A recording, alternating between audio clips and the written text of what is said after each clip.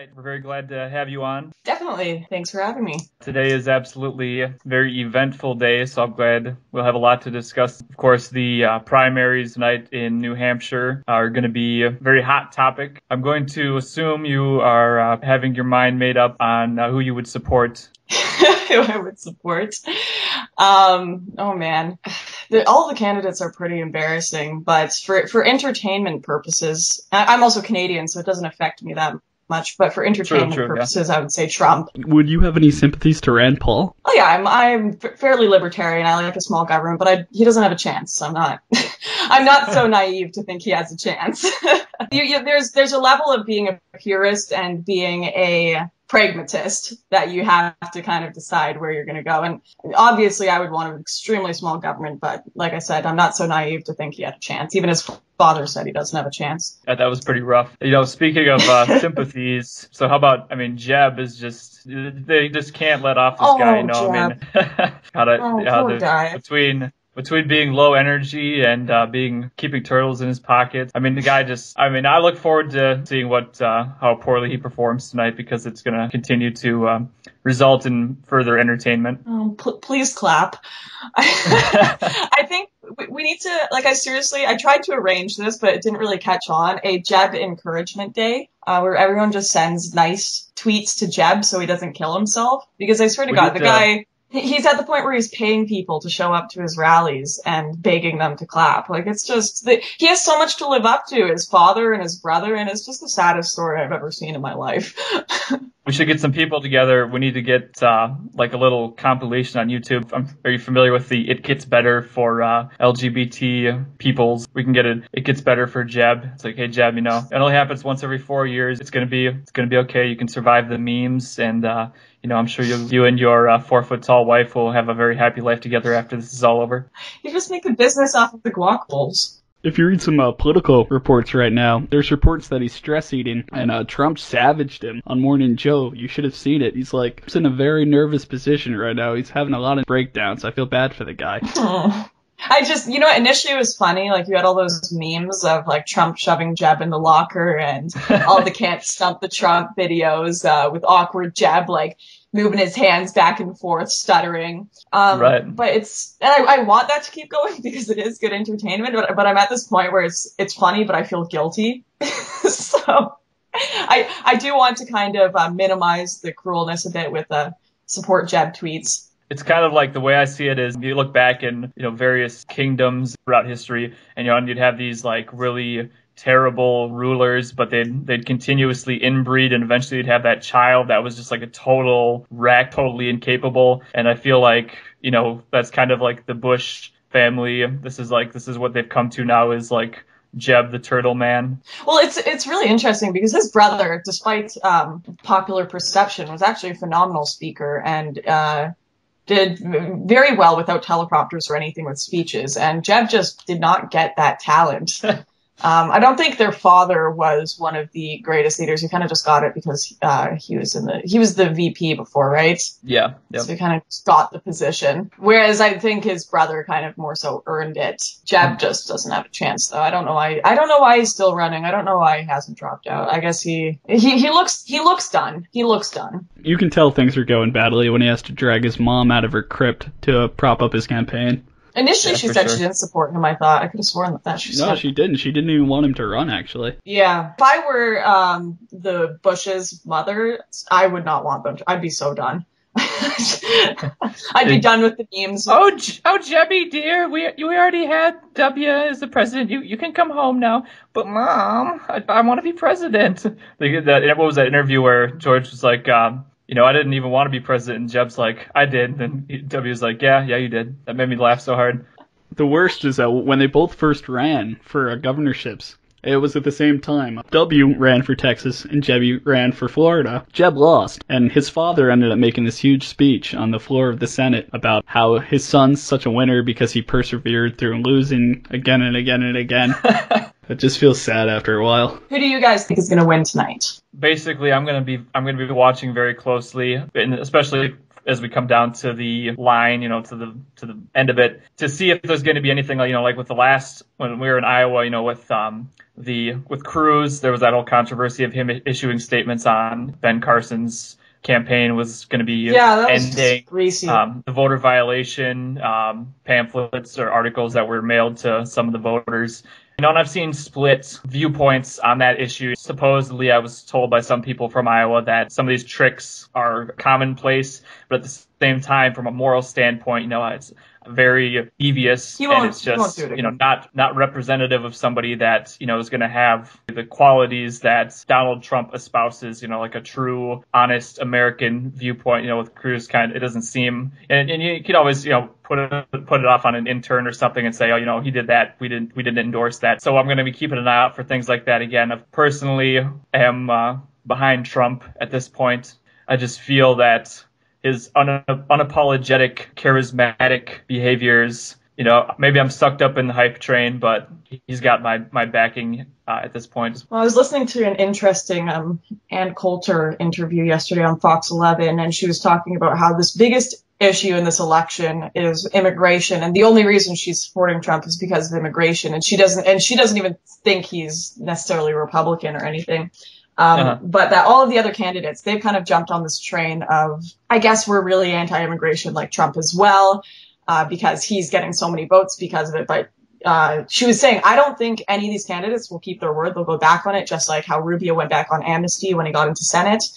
And she's like, I don't even know if Trump will, but he is the most likely to be strong on immigration. But all of them are very likely to go back on it. Do you really think that if you saw Jimmy Carter speak or Bob Dole, they were actually somewhat more afraid of Cruz winning because they said Trump was more malleable. He's more of a deal maker, where Cruz is this ideological, standing alone on the floor of the Senate with no friends, all enemies, but still pursuing his path to try to shut things down. I don't know if I necessarily buy that. I keep hearing from people like, oh, Cruz is way more anti-establishment than Trump. Not from what I see. From what I see, I don't see the Republican establishment attacking Cruz as much as I see it against Trump. I don't see the mainstream media attacking Cruz as much as I see Trump being attacked. However, he is more so than all the other candidates. I can definitely see that, but Trump definitely has tonight locked up. Unless he underperforms in polls by a good 15-16%. I'm more interested in seeing which establishment candidate kind of makes it out alive, because after Rubio took that hammer and really up in the air between Jeb, Kasich, Christie. Mm-hmm. Well, Jeb, I don't think Jeb is going to do so well, or Kasich. God, I hate Kasich. Yeah, I mean, as far as Christie, I mean, really, the most that you heard of him recently was probably him, kind of shutting Rubio down. So, I mean, not that he hasn't, I like Christie. Not that he hasn't had some good ideas and stuff. He just, as far as the exposure he's been getting, I haven't been seeing him really getting that level of exposure except for during the debate with that going on. With that said, maybe with that kind of boost his exposure and kind of people kind of revisiting that he does have some good ideas and some good, that maybe they'll, give him a boost. So, Eggy, what's your top 5 tonight? How do you think the election results will come in? Obviously, Trump is going to be at the top. And Cruz still has, aside from what happened in Iowa, he's still keeping his word, with his stance on everything. And so he's still got a good campaign going there. Carson, I would like to see Carson do better tonight, but his, people say he might not have, he's anti-establishment to a degree, and he's doesn't come from a political kind of background where, with his medical career and everything. But I just don't know if he's good, really going to step up or he really has what it takes to maybe step up to the plate. I'm not expecting him to do so great tonight. I'm going to say, all the glitches of Rubio bot aside, he's probably still going to be third, I would imagine. I'm Canadian, so I'm not an expert on American politics, but I'd have to say, for my guess, probably Trump, Cruz, Rubio, pretty similar. Oh, there's like a car alarm going off outside, sorry. Pretty similar to Iowa. I'd say it's probably going to reflect that. I can't say for the next two. I like Carson a lot. I hope he does well. He's a very sweet man. He doesn't have what it takes to be president. He's too soft. But I like him as an individual a lot. Like I said, I'm no political expert on American politics, but I'd say yeah, probably Trump will pull ahead this time, unlike Iowa. Well, so we can kind of use that as kind of segueing into, there was an article on Breitbart today, and I think actually the news had broken, I think yesterday. There was an announcement. There's some Canadian military bases that are going to be kind of used as refugee camps. I kind of didn't really, when I read that, I was like, really? And my brain just kind of decided to stop for a second and just needed to take a breather. I was like, I not really understanding the thinking behind that. We elected a phenomenally tolerant leader. We've got Justin. He's a nice guy. He's literally from Tumblr. He gets off his Tumblr profile and starts legislating that we're also paying for Korans and prayer rugs for these refugees as well at our military bases. That's always what you want. A bunch of Syrian refugees surrounded by guns, Korans, and prayer rugs inside your country. People call Trump a meme candidate. At this point, Trudeau hasn't beat by far. Like, hey guys, I wanted to legalize marijuana, but they won't let me. Yeah. Ooh, guys, hey dude, hey man, you know that weed? God, man, I wanted to get you that weed, bro. I wanted to get you that weed, but I just gotta build some more refugee camps. Maybe we can get back to the weed, but and it's crazy. And I know I have some good friends of mine who live in Ontario. And, these guys, I have some of them, they're having trouble getting jobs. They're, the Canadian dollar is just in the trash right now. The conversion rates are terrible. 75 cents. The economy. And at the same time, you read these articles that they're housing refugees in some of the nice hotels. They're giving them like $60 every single day to eat fine dining, fine meals. And some of my friends who live in Ontario, they're just scraping by. They're living with their parents and they're all doing so hard. I mean, I can't imagine, obviously you say in America that, we have the highest number of people on receiving government benefits of all time. But I mean, it's really just the whole idea of it of just, because I mean, you could argue that these are Americans, they've been here for, generations. And so, okay, maybe that's not going to be something that, will really get your goat quite so much, no pun intended, as migrants just hopping right off the plane, checking into a swanky hotel and getting room service while they chill out in their hotel and trash the place. And I mean, it just absolutely is mind boggling to me. And, it is. We've got people, Canadians should be focused on first. I'm talking all Canadians, like immigrants that just came here as well legally, that are trying to start a life and came to this country for a better life, to create a business and work, not to live off the dole.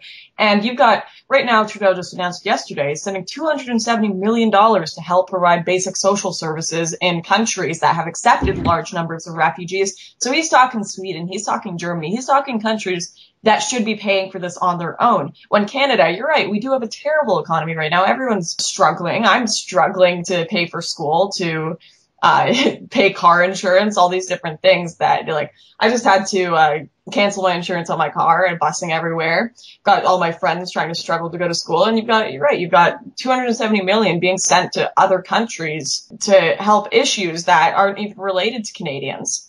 Yeah, and it's kind of funny. I don't mind helping people, but it should be an individual choice. Our tax dollars are supposed to go to Canadians, not to other countries. Absolutely. And now that I think about it, I do kind of have a little bit of a personal anecdote to weigh with this. I'm from America. I'm from Minnesota, and our governor, Mark Dayton, is probably the closest to, maybe it's our proximity to the border. Maybe we're just getting a little bit of an infection from that. But he's come out, I believe it was a month or two ago, he came out and said that he would Minnesota to kind of be when people think of the Muslim state, the Islamic state of the United States, he wants them to think of Minnesota, where I live at. I work pretty hard to kind of keep everything stable. The city I live in, it's about 75,000 people.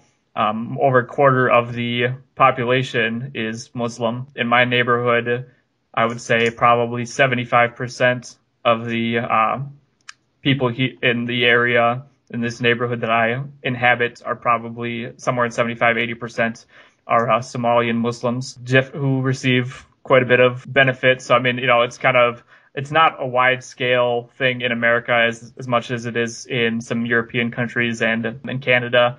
but I'm kind of getting a taste myself, so to speak, kind of get a little firsthand experience. And, it is really unfortunate, I think, that our leaders find it a better idea in their minds to provide for other peoples over their own citizens, as far as their priorities. And I know there was actually an article, I think that was it in Sweden. There was a veteran who had been evicted from his place of residence for migrant occupants, and he had ended up becoming homeless and freezing to death. And that it's just absolutely insane. The whole scope of it is just absolutely insane. Yeah, it doesn't make one bit of sense, and it's hard to explain it too, because you've got now in Germany and a lot of European countries, they've accepted all these refugees, and now they're kicking them out. Like, why did you accept them in the first place? Why didn't you just send money to the surrounding countries?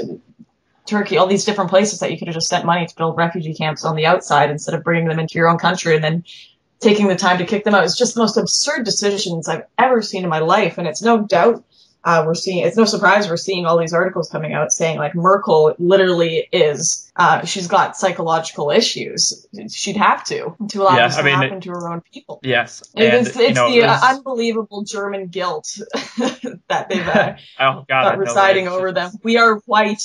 Whip.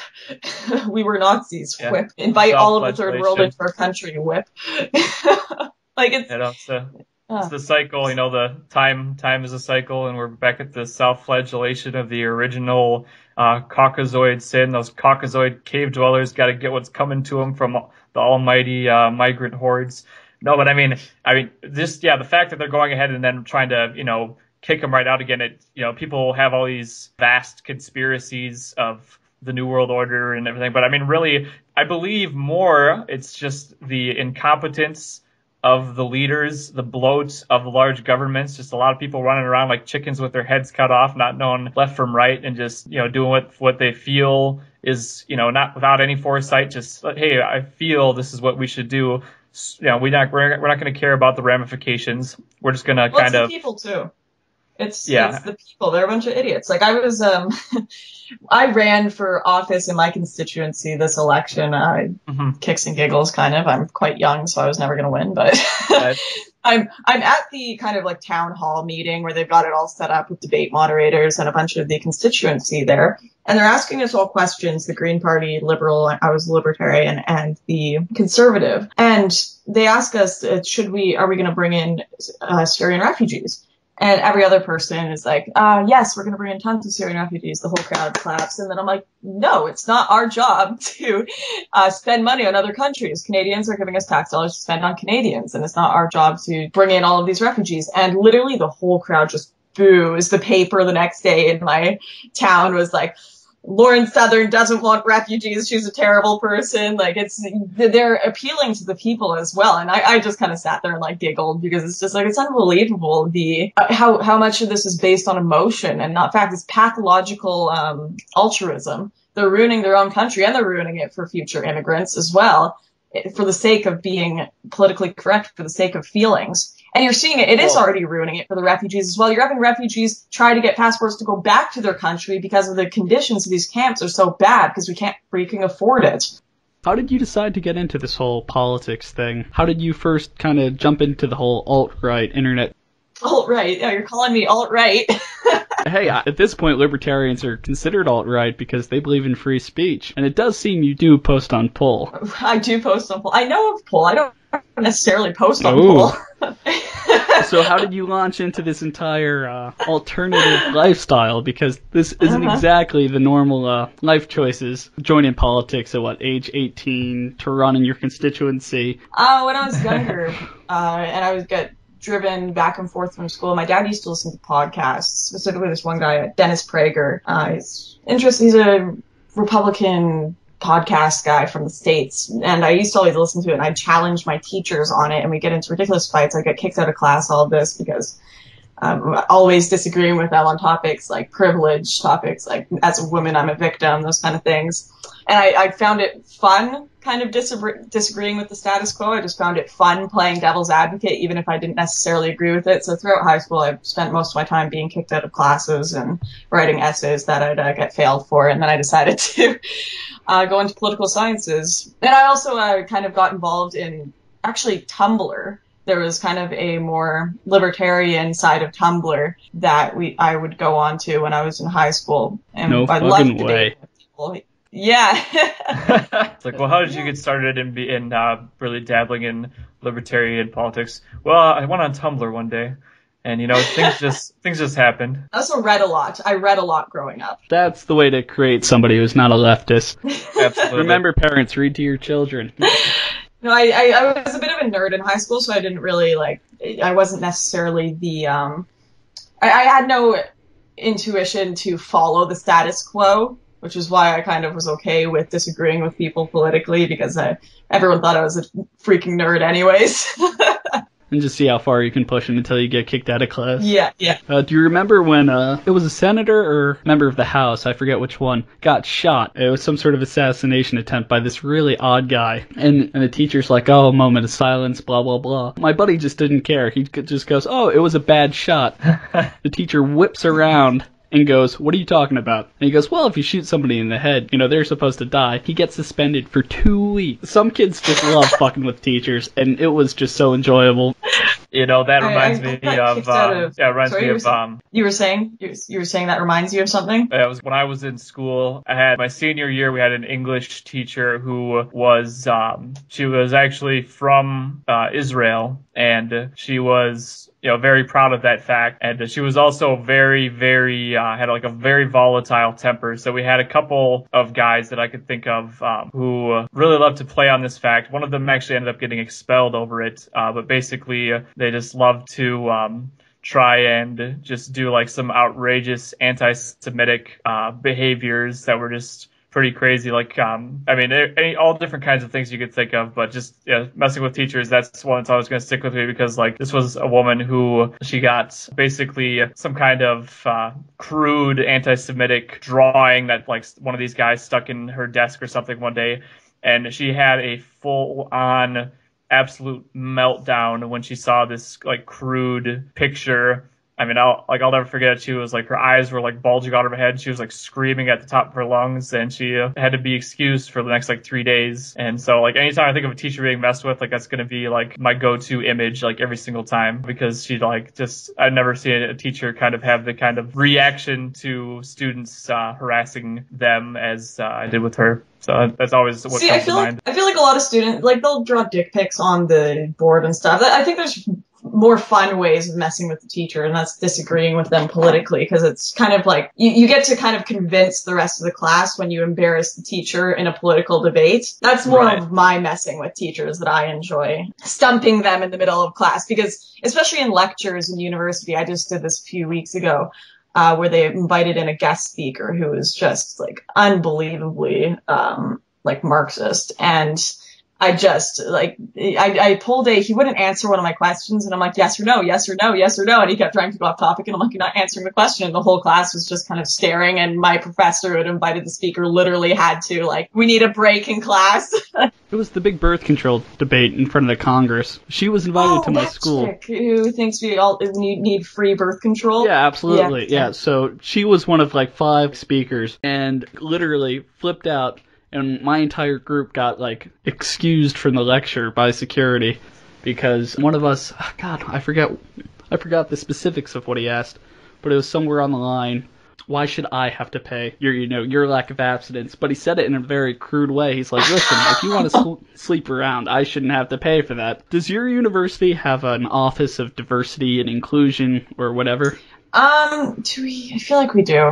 We have something it's like almost... that. Yes, we do. Yeah, we do. Sorry, there was a debate. Yeah, there was a debate last semester over a safe space that went back and forth continually. They literally had to cancel the whole idea because the feminist initiative group got so mad that it wasn't that it included people other than their feminist group. Like they had other people, they had the Arab Club and stuff trying to come and read and do readings in the feminist center, and they didn't like that. They didn't like that men were allowed in. They didn't like that white people were allowed in. So they got triggered to the point where they had to cancel the whole project because the university could not appease these SJWs. It's always phenomenal when we get to watch the left eat itself. Like right now with the whole the whole Bernie bots controversy. You have all these young females that now hate Hillary Clinton because her and Gloria Steinman said that, you have to be sexist if you don't vote for Hill Dog. It's been absolutely phenomenal to see just the shitstorm it's caused. Oh, yeah, that was the comment, right? It was like, there's a special place in hell for women that don't help each other. For women who don't support other women, yeah. I'm going to hell, I guess. No, I'm going to a special spot in hell. It seems like the best one, honestly. Yeah. Maybe hell isn't so bad after all. I just saw Twitter rolled out this thing where it's all these different organizations are banding together. An Islamic Center, Feminist Frequency, Anita Sarkeesian's little pet project, GLAAD, Centers Against Online Bullying, some EU-funded harassment campaign. All these groups came together, and I guess now they plan to actively, I don't know whether it's to directly censor Twitter or to maybe change the algorithm a bit to purposely exclude hateful language. Mm-hmm. Have you seen this? Yeah, what was it exactly it said in the article? The Twitter Council includes safety advocates, academics, grassroots advocacy organizations, and community groups. Whenever I hear, those are all just stupid positions. Whenever I hear academic, they're usually a moron. Grassroots advocacy organizations and community groups. These are all the community organizers that create all of the Black Lives Matters protests and everything. They're all just a bunch of extreme Marxist groups that are going to be running this thing pro-censorship. Definitely cloaked language, some newspeak. Yeah, it's euphemism for censorship, obviously. Yeah. Well, it's going to be interesting to see. You're already seeing every day a new account that's anti-Islam is being banned on Twitter. Today they just had, let me just check the account quickly here. But you're seeing, and they're getting smarter with it. Oh, here's the account. Christina Alail, and there was another one just last week that are getting banned for criticizing Islam because it's being considered hate speech. But the algorithm is the scariest thing because they're kind of avoiding the Streisand effect by making it so that they're just making you think it's like shadow banning. They're making you think that no one cares about your tweets when really it's just being thrown to the bottom of their timeline and no one's seeing it because it's a little more offensive or it's anti-Islam or anti-feminism, and less people are going to see it, less people are going to retweet it because it's being thrown to the bottom of their timeline. So the algorithm is a smart way to avoid the Streisand effect. Twitter is such an odd company considering the fact that now stockholders, at least I think it's 2.5% at least, but it could be closer to 4%. One of the Saudi princes, the same one that owns a portion of Fox News. Yeah, it's the second biggest stockholder. And then, after that, it has consistently lost money. And you have a company that hasn't ever made $1 in profit, which is at a higher valuation than GM, which consistently makes a profit. And luckily now we're seeing it kind of fall apart. It's gone from $60 a share to, I think it's hanging around 14.5 right now. But they don't understand that they're falling apart for such retarded reasons. And now we see them implementing even more far leftist policies, hoping to drive away their user base. I personally can't wait until some sort of alternative pops up. Well, it's just ridiculous because the whole idea behind Twitter is to quickly share a little bit of what's on your mind. And that's basically the entire purpose of the website. And now they're well, you can't really say all that stuff anymore. If you have to have to agree with what we say. And it's okay, well, what's the purpose of using the website, when its whole purpose is just to share your thoughts and opinions, and now your thoughts and opinions are being policed and censored based on, whether they fit in with a select group of quote unquote safety advocates and community groups. Yeah. No, this is the brave new world we're headed to. And there will always be one site that will stand against that. I'm still amazed that 4chan hasn't been banned. Well, the feds are always watching you, so. Absolutely, and at one point, AT&T and Verizon both blocked it on their DNS servers. So this was back in, I think, around 2011. but I am shocked that there remains such a powerful platform. I believe in meme magic and the goddess Kek at this point, because I've seen 4chan grow some huge movements that have actually affected the world. Absolutely. It's very interesting to see. Why do you think 4chan came to be such a force and right wing, honestly? Such a force? Oh man. I'm talking about 4chan. Fuck's sake.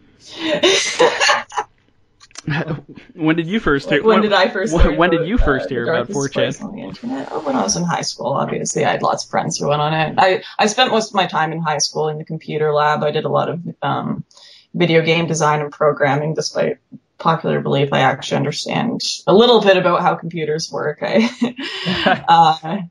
And a lot of my friends wanted it. I didn't really use it at all when I was in high school, though. But yeah, anonymity is probably the biggest thing I regret when I got into politics online. Is I was kind of just dicking around. Rebel asked me to make videos for them, and I was like, whatever, that sounds fun. But the biggest thing I regret is not doing it all anonymously, because I feel like I'd be able to. Kind of like a Mr. Meadowker Internet Aristocrat thing. I feel like you're able to do a lot more without ruining your life when you do it anonymously. But that's obviously one of the big reasons people like 4chan and anonymous blogs, because you can say what's really on your mind without going to jail, losing your job. Now, do you ever fear, since you are in Canada and they have hate speech laws, you don't have true freedom of speech, and the fact that you didn't do this in a way to somehow conceal your identity, do you fear repercussions? Well, I mean, they started a petition against me after the slut walk to get me removed from my political party, and they sent letters to my employer and stuff. So, I mean, they've tried their best.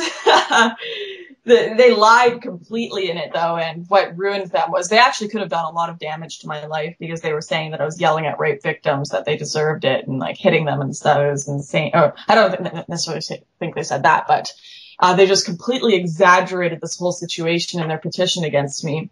But luckily I had the footage of what actually happened that I released later that showed that I didn't do any of the things they said, which kind of, saved me. So I feel bad for a lot of people who don't have that evidence and they've been accused of this nonsense before.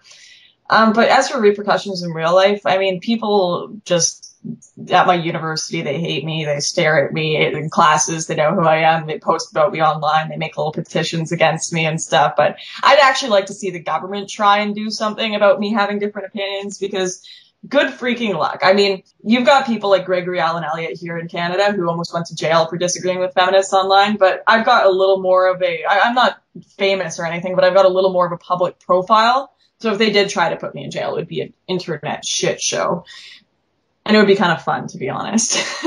And that really goes to show you, too, that, they don't really care about women as much as they care about their ideology and making sure that that's, like the blanket that covers everything. They don't care who you are if you're speaking out against it. They just want their viewpoint to be the one that's kind of pushed and accepted all over. Mm-hmm. Mm-hmm. Well, yeah, they've never really cared that much about women and their issues. Yeah.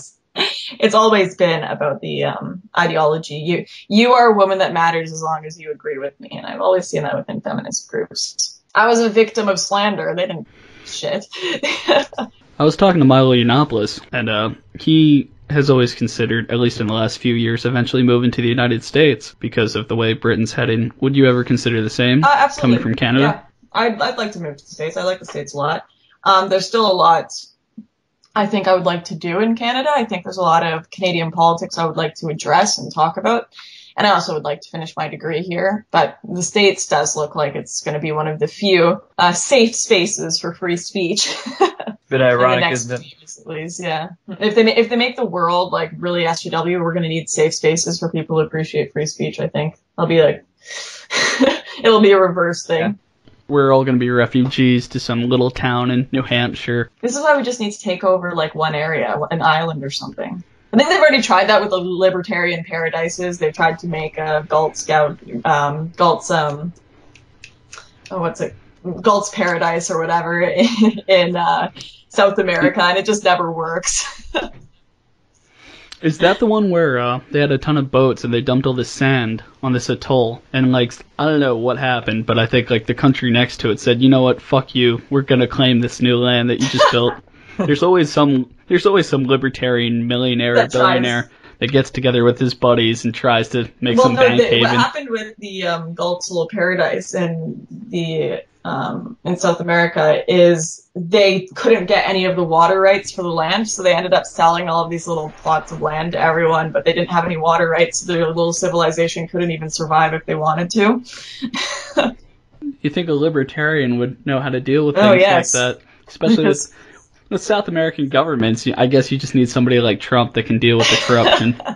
The problem is, like, libertarianism is a very logical ideology. It's very logical. It's very everything kind of like lines up non-aggression principle. You have to deal with all these issues one certain way, and usually libertarians tend to be very more logic-based and emotion-based individuals. A lot of them considered very sociopathic, actually, but it's not always pragmatic. So I've got all these ideologues that I'm always arguing with online in libertarian groups and the Libertarian Party that are like, we need to get rid of the borders instantly. We need to get rid of the government instantly. Otherwise, we're violating the non-aggression principle. And it's just not a practical ideology for right now. I believe we can. It's obviously what I would like to see in the world is very small government, but it's so not pragmatic for the current world. But who's going to build the roads? Right? Who is going to build the roads? That is the ultimate question out there. Stumped. Like there's logical answers. Checkmate libertarians. There's logical answers for all of these, but they work in a world where everyone's very logical and understands these principles. Yeah, and unfortunately, we obviously do not live in that world. No, we don't. It's just sad to see things like Bernie Sanders. My grandfather was talking to me the other day, and he has no idea how a socialist/communist is almost beating Hillary Clinton, which has the full authority of the Democratic Party behind her. It's unbelievable. Why her? She's honestly the worst, the least charismatic. She's got so many skeletons in her closet. I guess it's just because she's got a vagina. That has to be she's got a vagina and she's had a job in government before. There we go. We'll throw her on the plate. She's a Democratic candidate. I wonder if she actually killed someone.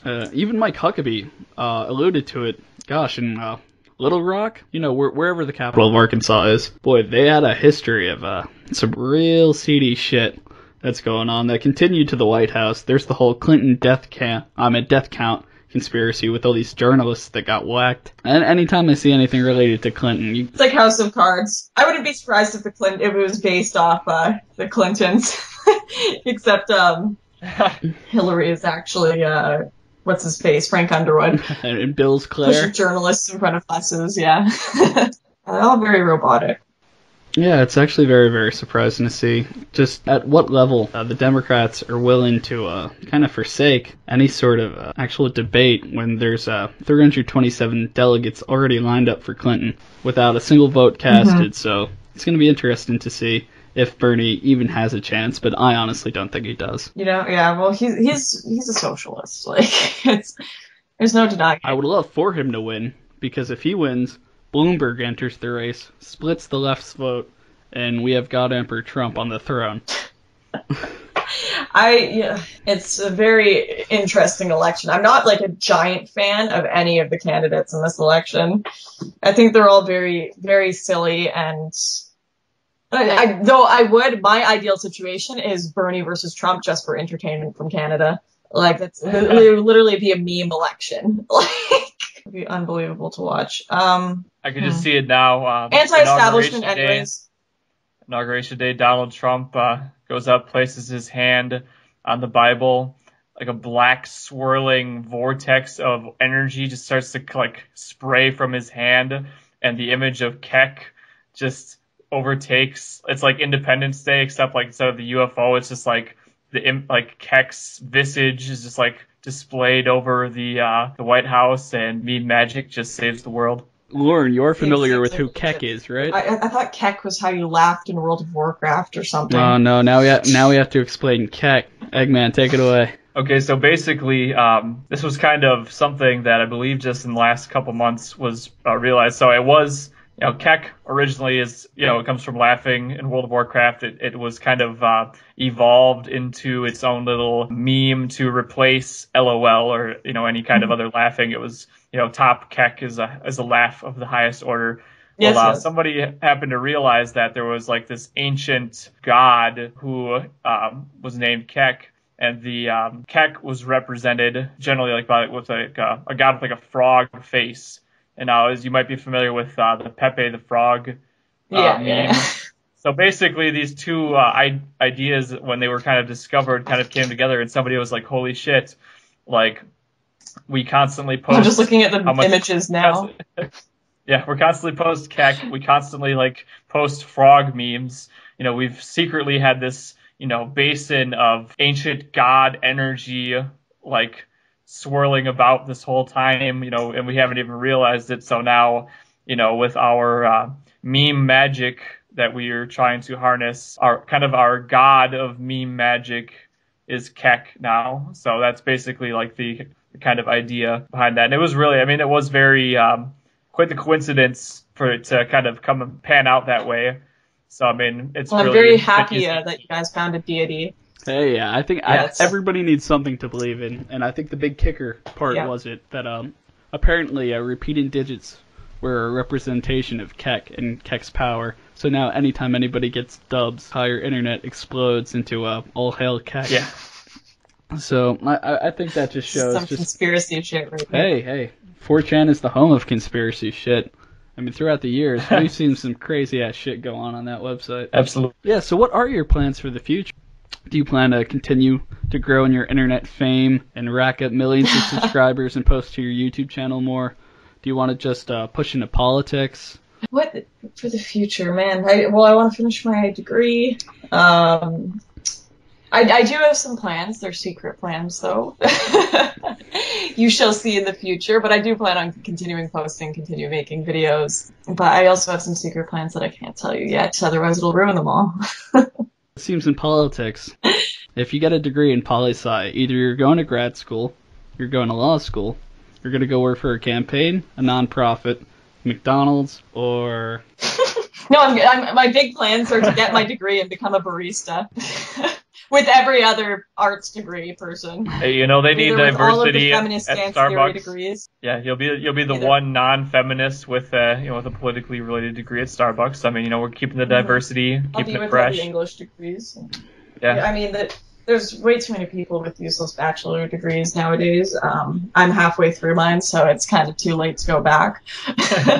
Like, oh, politics sounds fun, and then halfway through realize it's a useless degree, and I'm contributing directly to the wage gap. Woo! No, it's fine. I'm fine with it. Does Canada have kind of like a J Street or That's all of Vancouver where I live. Oh, great! So you do have an opportunity at a job. I don't want to a non-profit. Right now, I'm doing a bit of work for the Rebel Media, like writing articles and stuff for them, and they started paying me, so that's good. Now people can all accuse me of being a paid shill. Yeah, that last video I saw, your last video that you just uploaded about the deconstruction of conservative values. Traditional values, yeah. Yeah, that was a really good video. Thank you. Appreciate it. That's just me being a paid shill, though, obviously. The script was written for me by someone. No, I'm joking. I do my own scripts. And you monetize your videos, right? No, not really. My personal channel, I've got a couple that are monetized. Like the couple that aren't. The Kakado one I just uploaded is being monetized by the sad piano song at the end, or I'm not allowed to have it, so I don't really make money off of that. But you don't make much money off of ads on YouTube, to be honest. No, I know. What is it, like $1 per 1,000 views-ish? Less? It's like nothing. You get. I think I've gotten in all of my YouTube channel, I've made $400 total in my whole YouTube channel. I've got over. Now, is that in American dollars or syrup bucks? Canadian syrup bucks. So like $2 American. Oh, it's so sad. At least you can buy cheap Canadian stuff, you know? Boost our economy. Such as? It's so funny. All right, everyone in Canada I live right by a border to Washington, and everyone in Canada just like wakes up early and goes to the Washington border and drives across to go shop at your Costco's and buy gas in the States. The line in the morning, it's like hundreds of people lined up there to go into the States and no one lined up to go into Canada. That's funny. Everything is so expensive in Canada right now. It's insane. We're literally, we're becoming like Sweden 2.0. We're like socialists now. Welcome to our wonderful public health care and terrible economy and feminist prime minister. Who hates Gamergate thousands too. of reviews. What did you think? Who hates Gamergate? What a How moron. did he even become familiar with Gamergate? His Tumblr was probably just blowing up. He went and checked his Tumblr one day. He had like 70,000 new messages, and he's like had his secretary read them. He's like, Gamergate. Okay, and he probably goes from there. I mean, it's just the kind of man that Trudeau is. Ugh.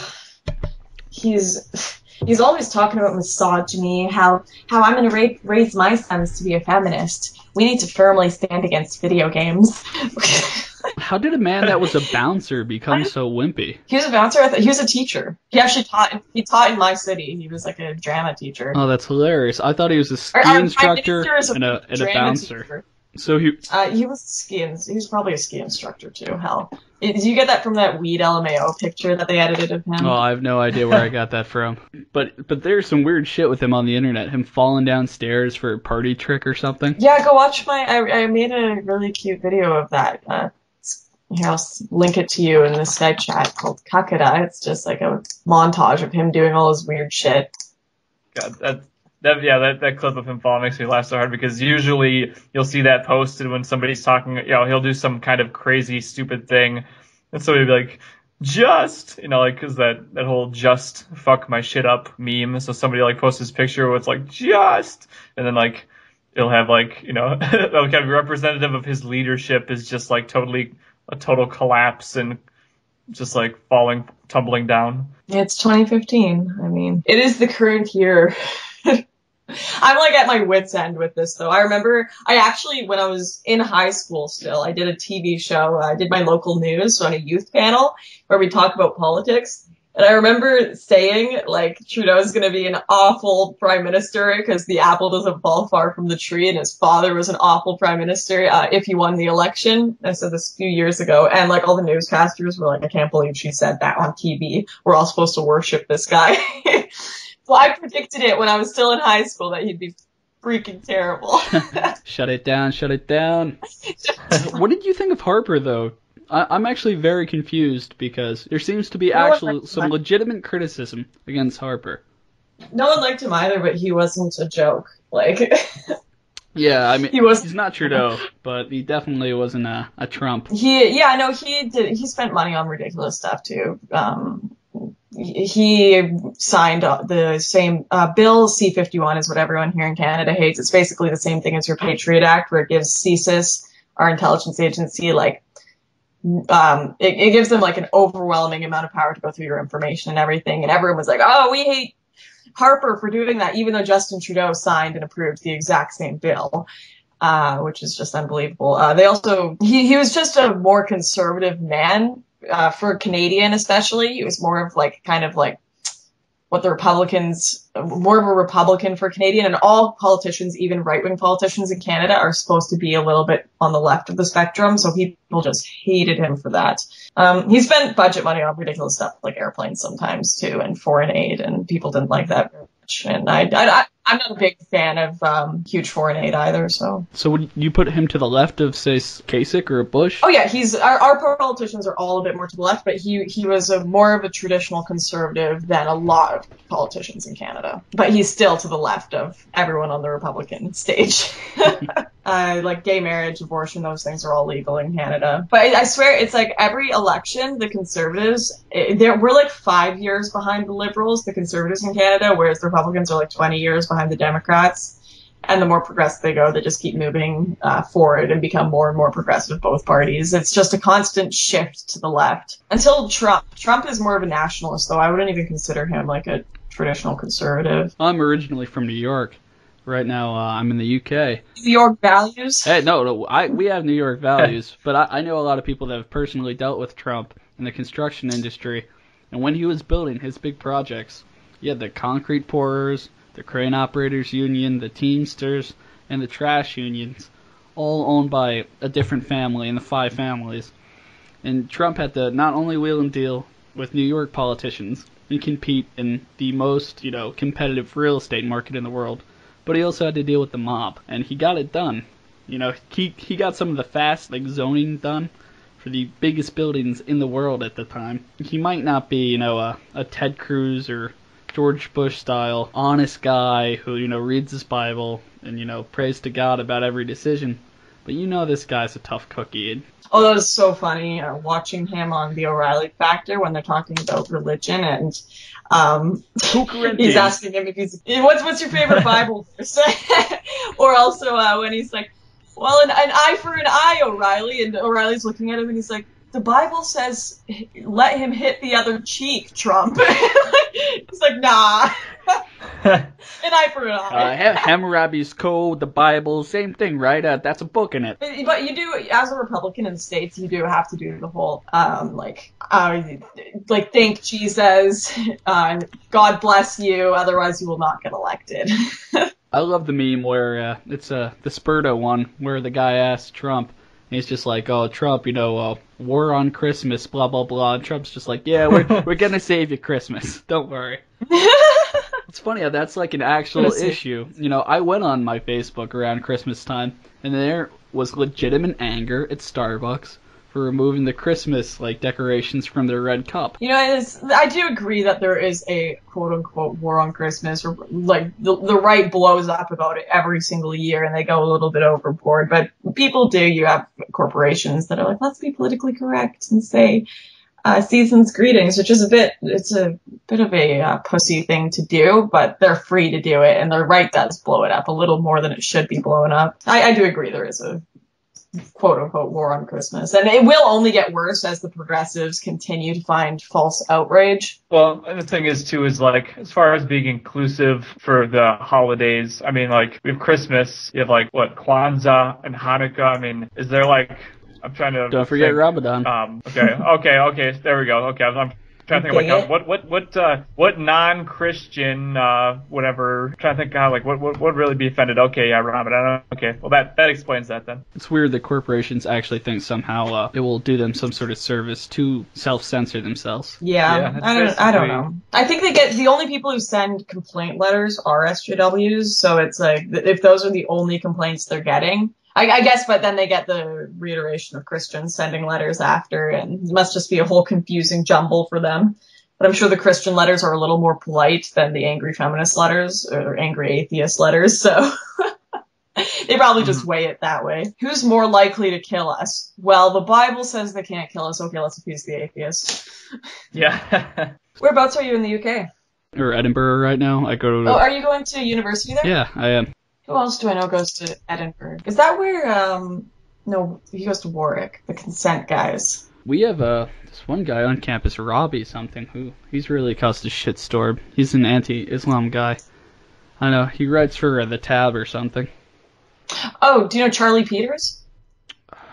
I think so. Does he write for The Tab also? Yeah. He's started a petition for free speech on your campus. Oh, yeah. The one that Dawkins retweeted? Yeah. Oh, God. Yeah, that caused a shitstorm. You should see this campus sometimes. No, he's pretty cool. I've had a couple conversations with him. Oh, boy. The feminist groups here are literally insane. Oh, yeah, my campus are freaking nuts. On every campus, there are a bunch of nut bars. We have a debate hall, which goes back hundreds of years. So there's just in the last 100 years, there's these portraits of all these chief and champion debaters, and they were offended that they were all white men. So they had a diversity month where on each and every single face they posted a different person of color or woman, just to say fuck white men. They've never met any of these men, never had a conversation with them, but because of their skin tone, they're evil and their faces have to be covered up for a month. That's very sad, because these men, they worked hard, they achieved something, and their historical achievements are being covered up by the likes of people who never met them, never heard them debate, never talked to them. Yeah, for the simple fact of the way they were born. Yeah, it's original sin. That's very, very sad. I would have ripped the pictures that were over them down. I took a few down, but you can't sit there and take down a few hundred different photos without getting a little bit noticed. And here there's the hate speech laws too, and I've been called in a few times for a few things. Yeah. I remember I got a bunch of complaints to my dean as well, and they were kind of talking to me, and they're like, okay, what are these complaints over? And the dean was just like, what the hell? These complaints are nothing. And she's like, it's okay, your free speech is fine, just get out. So luckily my It's like, university did. so support- Lauren, I see here that I see It's- that you triggered somebody. We're gonna have to talk about that.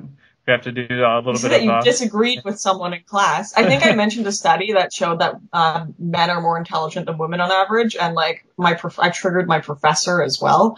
Like it was just we don't talk about that. women are more emotionally intelligent. They have more emotional intelligence, or so I've heard. So that trumps that mansplaining nonsense. Oh, you know what actually happened in that class? My teacher got really triggered, and they're like, "Well, you know what? You know, I read a study that said that black women are smarter than white women," and I'm like, Please show me so the you study. agree with my points? I'm like, it was like she was trying to trigger me for being white or something. I love it when you just logically walk somebody through something and go, okay, so everybody has an IQ, and you can group people together, you can cluster them on averages based on certain characteristics, and it happens to be the reason why so many Nobel-winning scientists come from places like Japan and China and Jewish Americans is because that's where they cluster, and you're not going to find so many Australian Aboriginals, and doing astrophysics. And this doesn't seem very controversial, because if you just observe the world, you see this, but if you state it, they get angry. Yeah. You can't state facts are considered racist and sexist nowadays. How do you get to that point in your life? Is it not doing sports as a child? Because I feel like just living everyday life, there's faster people, there's smarter people in class, there's prettier people. At what point do you start believing that everybody's equal? I mean, download Tinder and see if everybody's equal. Everybody swipes right for everyone. Yeah. I mean, it's a nice utopian dream, and it's a nice place for people to imagine. When you have achieved little in your life or are very insecure, it is a comforting thought to bring everyone down to your level and consider them all the exact same as you. Yeah, it's basically what it comes down to. No, it's it's also just like the indoctrination when you grow up. I got it throughout high school. They had just, when I was leaving high school, my grade 12 year, they had just introduced social justice classes. And I can only imagine it's significantly worse now. But we were kind of the experiment. I don't know how old you guys, probably around my age or a little older.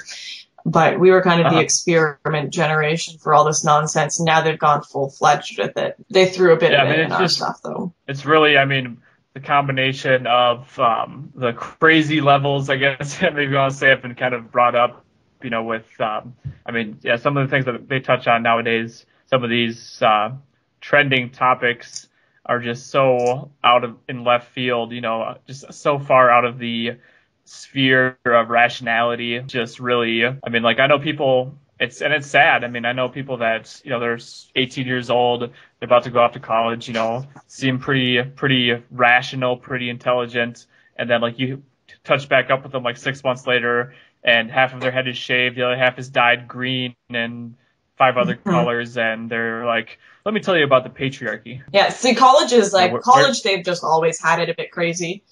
They've really implemented it into elementary schools and high schools now too. I had a teacher anonymously send me a letter from the Toronto School Board, and they sent me a textbook. I thought it was going to be anthrax from an SJW, but it was it was a textbook.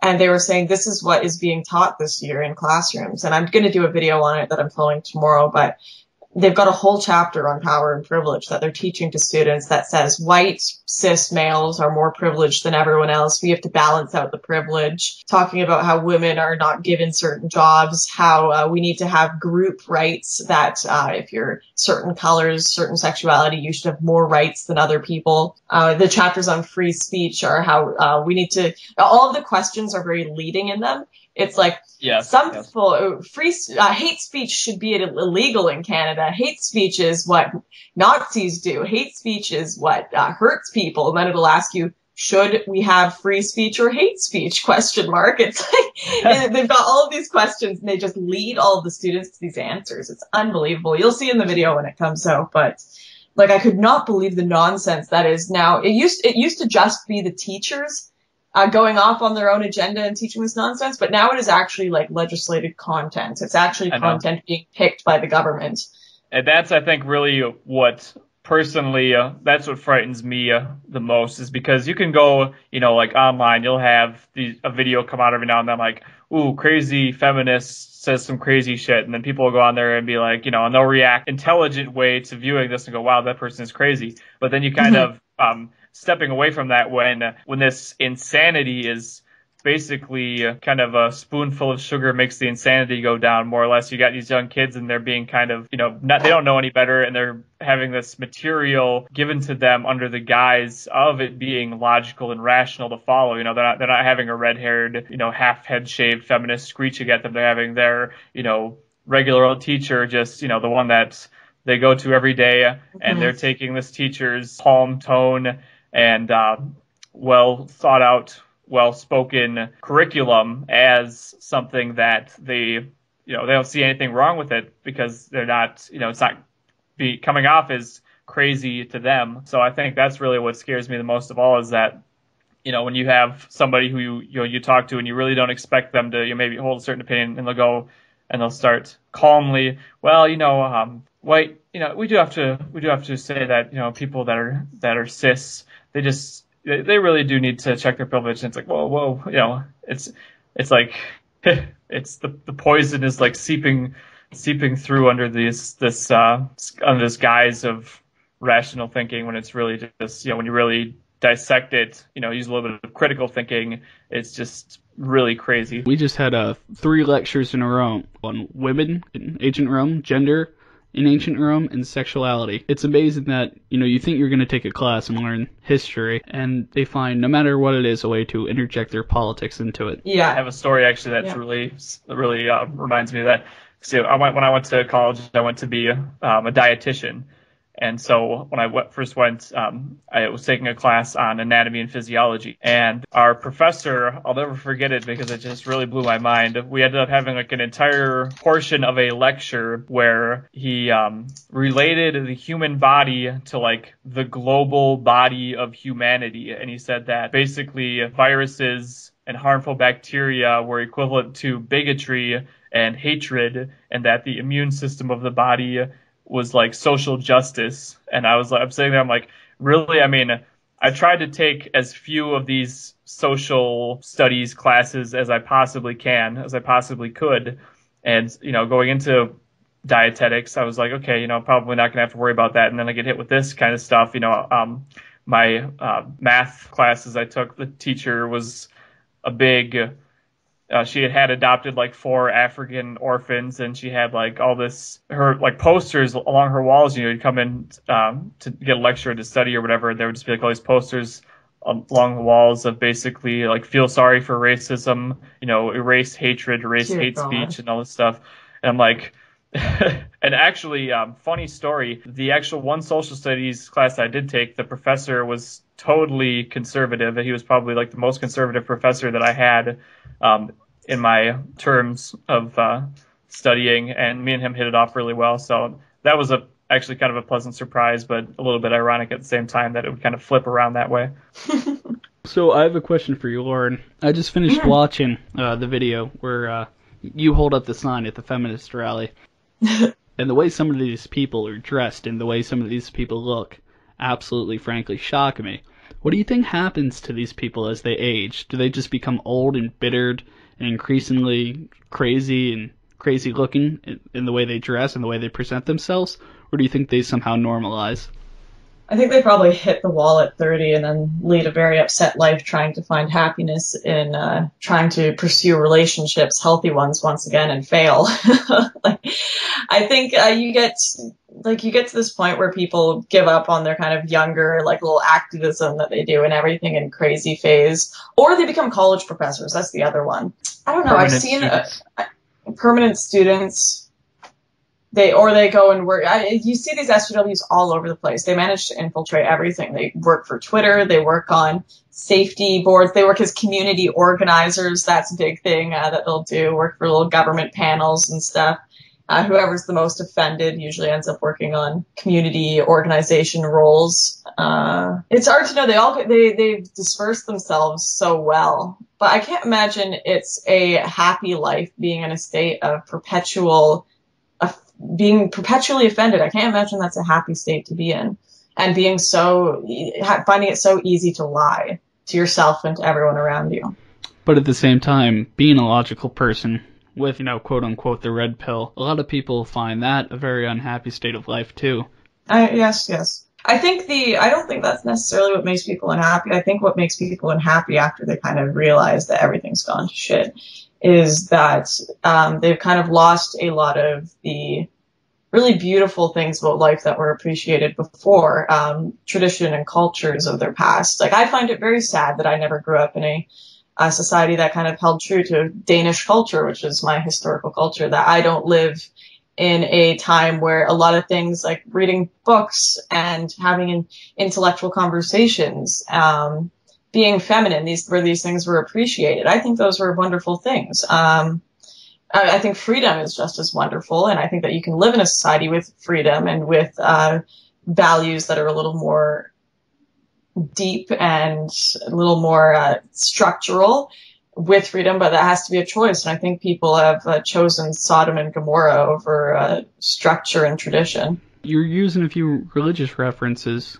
such as Sodom and Gomorrah. Do you find yourself believing in a higher power? I'm agnostic. I wish I would like to be religious, but I think that religion is a really interesting and beautiful thing, but I find I have too much of I think too much. I think I can't prove this. Like, I think far too much for that. I'd love to just I enjoy churches. I enjoy the beauty of them, but I don't seem to have a natural sense of mysticism and a natural sense of faith to be able to just believe something without having actual evidence of it. Although I do think that for a large part, religion does have positive impacts on people's lives. Spirituality is a very humanizing trait, something that's kind of important to have, whether, there's a variety of ways that you can kind of have that in your life. But I think to have some spirituality is just really an uplifting thing to have, something that can really bring a good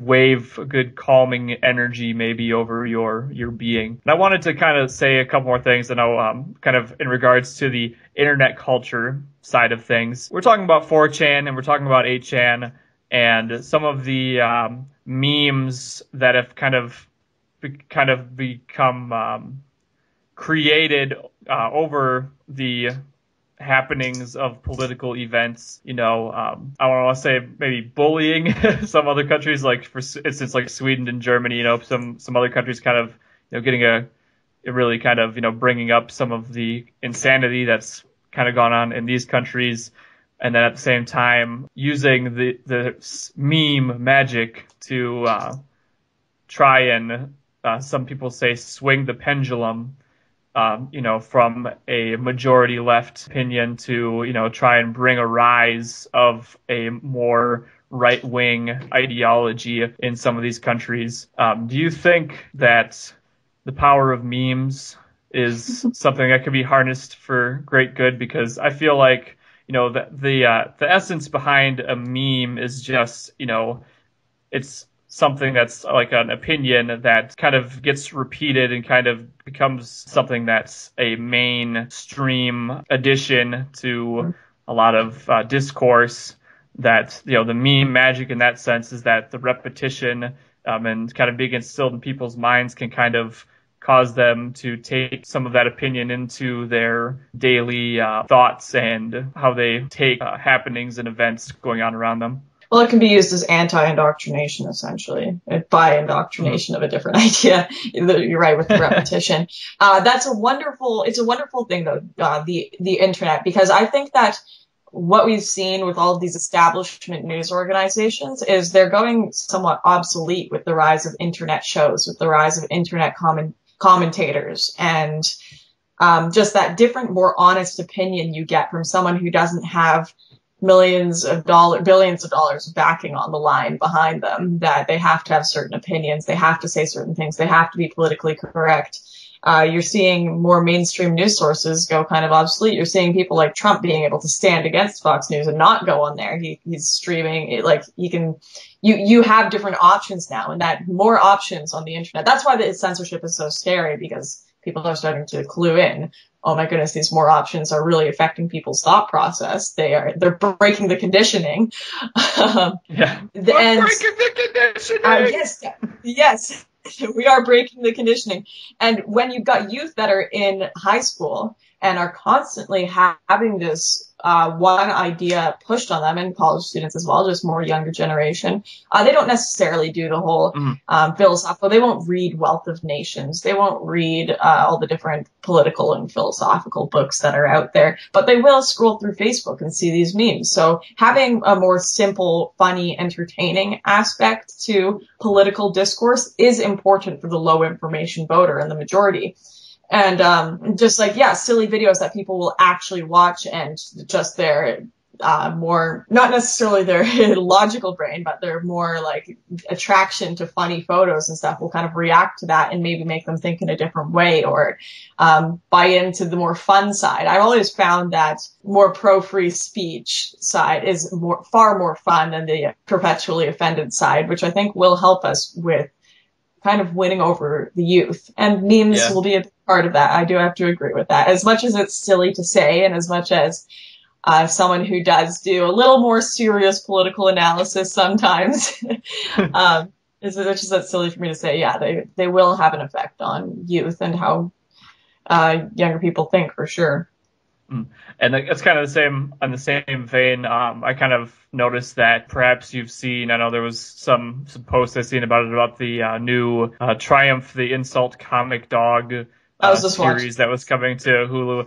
And, kind of the comedy that I feel that comedy is, because obviously, like you said, the leftists, the censorship, there's not really anything funny about that. They kind of say, oh, hey guys, hey, did you know that white cis men, they're dumb? And then everyone's kind of like, okay. It's not all leftists either. You're seeing a lot of lefties. I've got a lot of lefty friends. You're seeing a lot of lefties that are hating these SJWs, that just despise them because they're not classical liberals, and they're not anything close to classical liberals.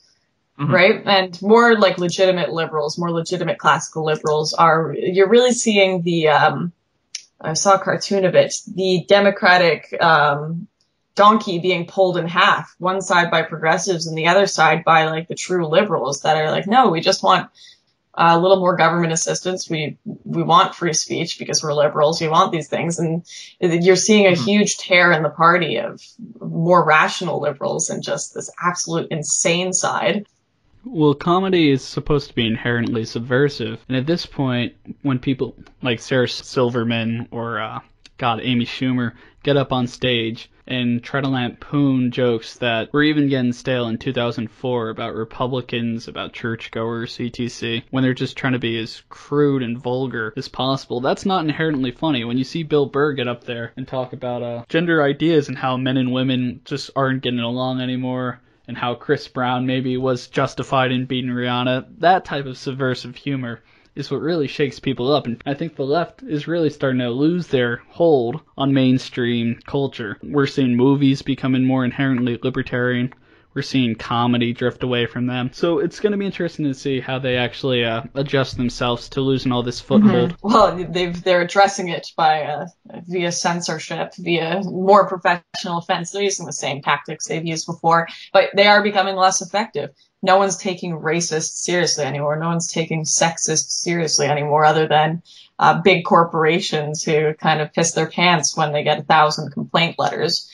But people are starting to figure it out. They're really starting to figure out you can't appease these people. But yeah, you're absolutely right. Like I said, people say that the pendulum swinging, might be coming back around the other way. Hopefully we'll have, when that, maybe we'll see the lessening of the SJW ideals and return to something a little bit more sane.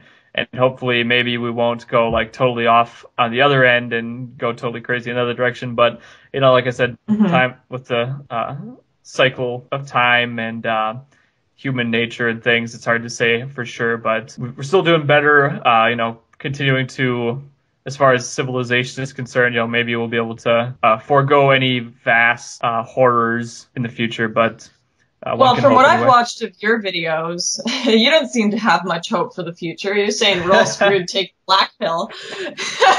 Well, see, that was really before I came into know the power of meme magic. It's the power of meme magic. I feel has people think it's just silly, but I really actually feel that really it's kind of myself taking on a meme status. Honestly, like my whole life since then has really kind of gotten changed up. I've gone and I traveled to Canada and I traveled, kind of around the country and stuff and met people who, and talked to a lot of different people just based on some exposure from people just kind of getting a chuckle out of, some things I did. And it's just been kind of an interesting experience for me.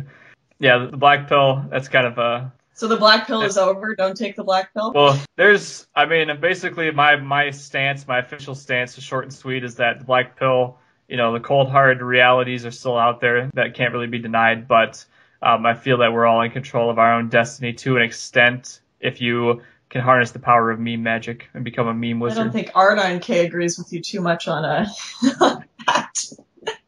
Being able to harness your own destiny. Judas. Just be yourself. Just be yourself. Pull yourself up by your bootstraps, tighten your belt, go shake your manager, and just be yourself. Firm handshake, boys. Firm handshake, and then that cute girl in your class will just magically float on a cloud over to you and express her vast, undying love for you and all that good Seems stuff. legit. Wait, what's up with the hedgehog? You don't actually consider that thing a pet, right? What? Oh, I love porridge and beans. I've got two. The last one is a kill right now. Oh, come on. How do you even interact with the hedgehog? They're very cuddly, sometimes.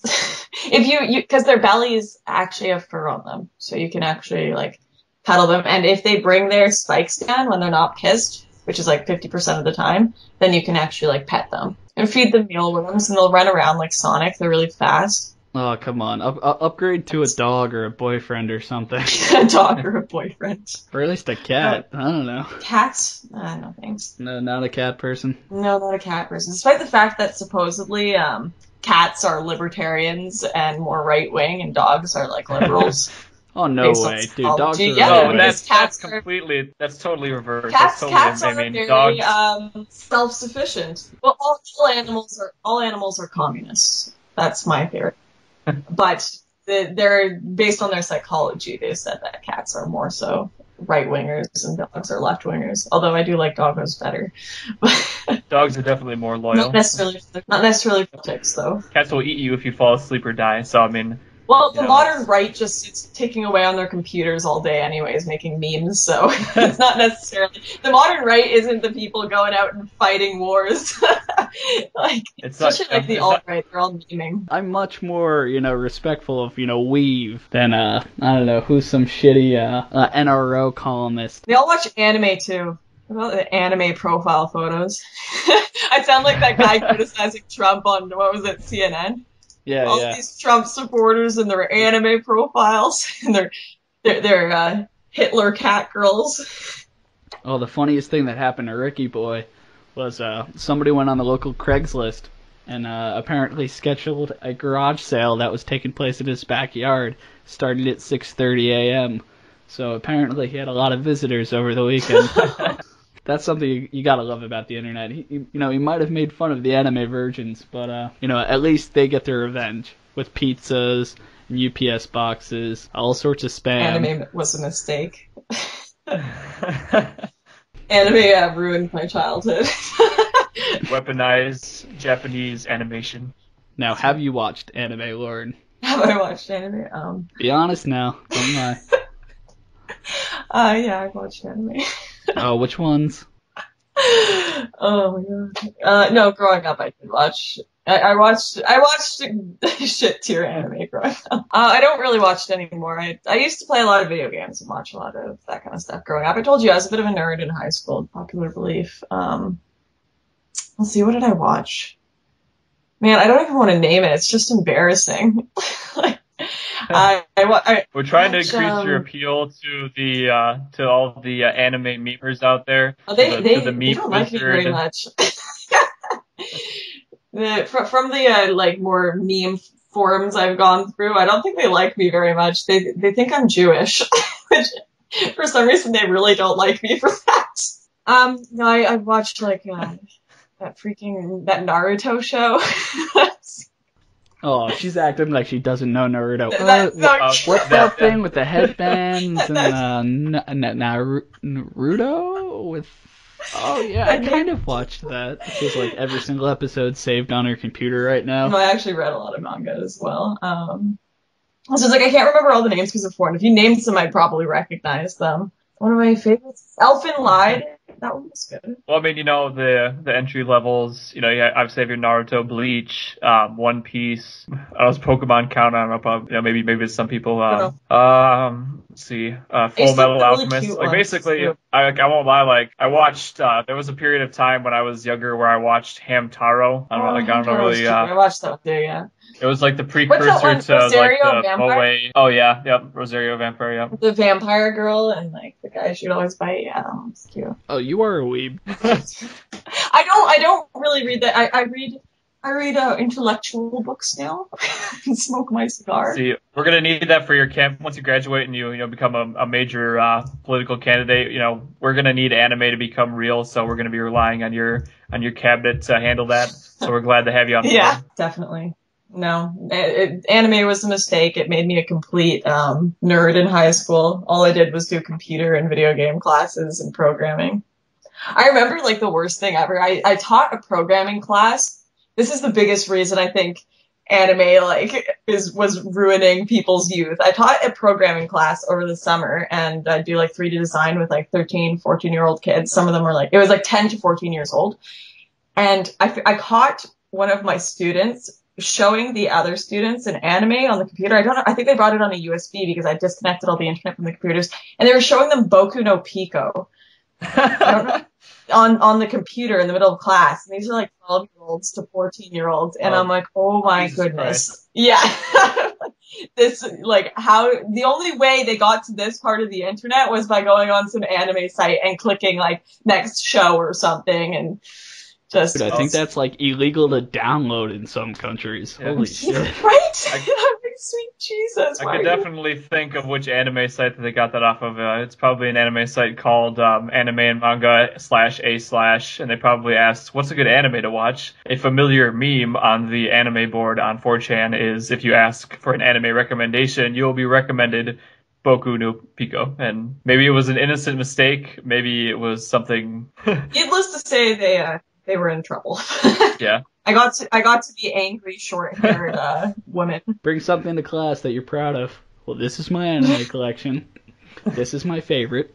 It's called Boku no Pico. And I think you should watch it. It's phenomenal. The cinematography is beautiful. It's superior Nipponese animation. You Baka Gaijins probably don't understand. Why did I agree to this? No, we have no idea. I just sent you guys a good thing. Yeah, for sure. So I'm always worried about that. All of my large group chats with kind of memers, it's always like, hey, who here is an FBI informant? Who here is selling information to the police? So the feds. And I'm not kidding. They're people do monitor these conversations. And I used to watch your stuff, Mills.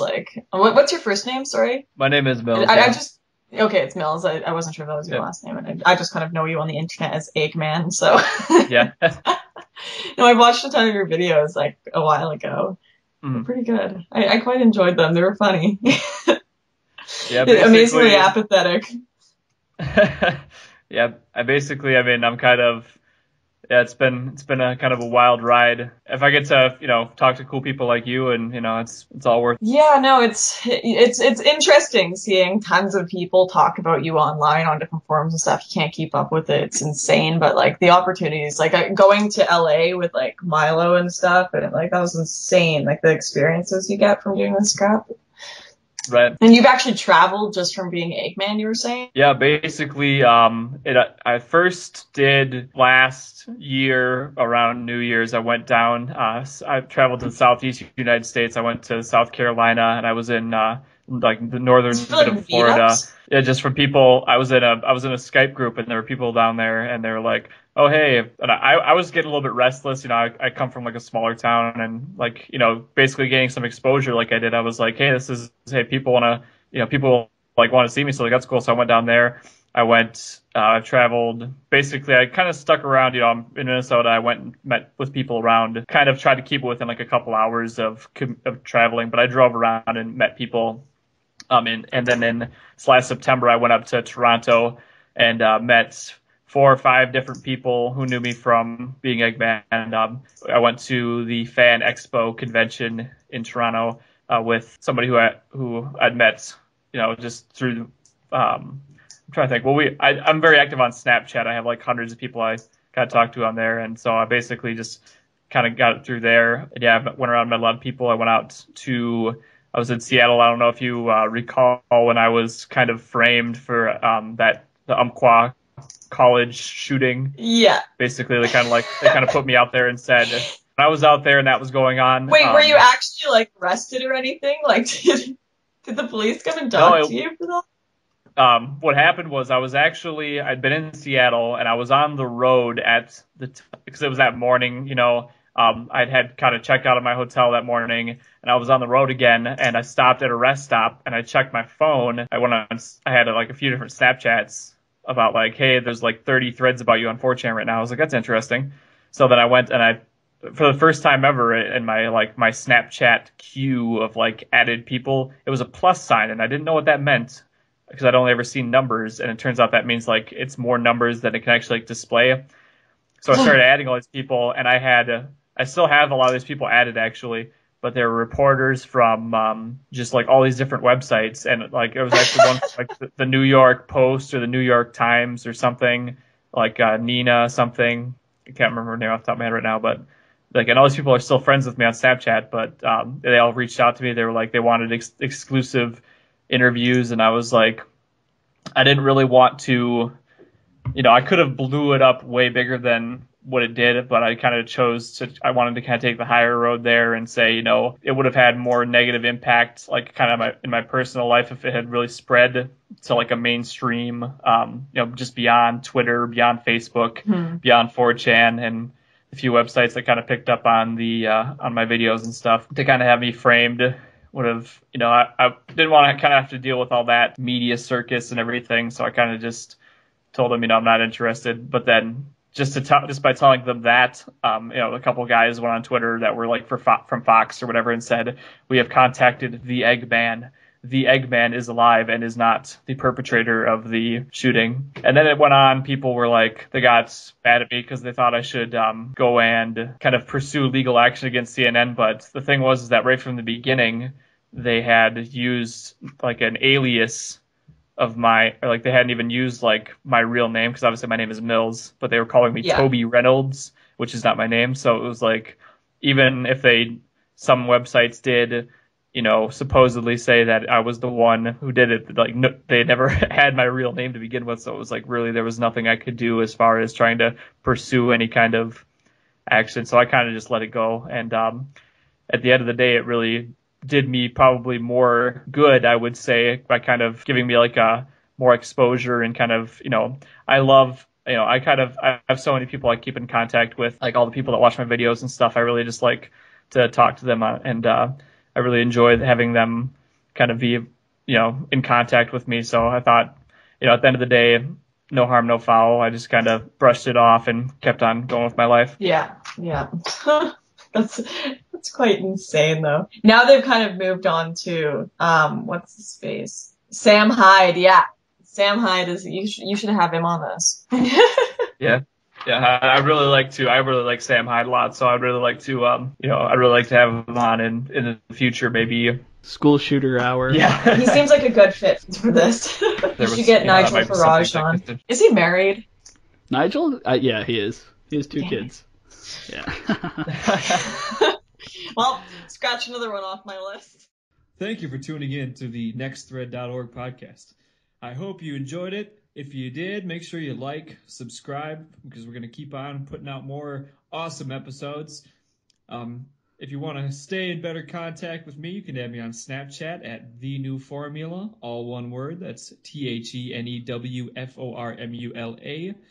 If there's anyone you'd like to see on the podcast, leave a comment in the comment section below.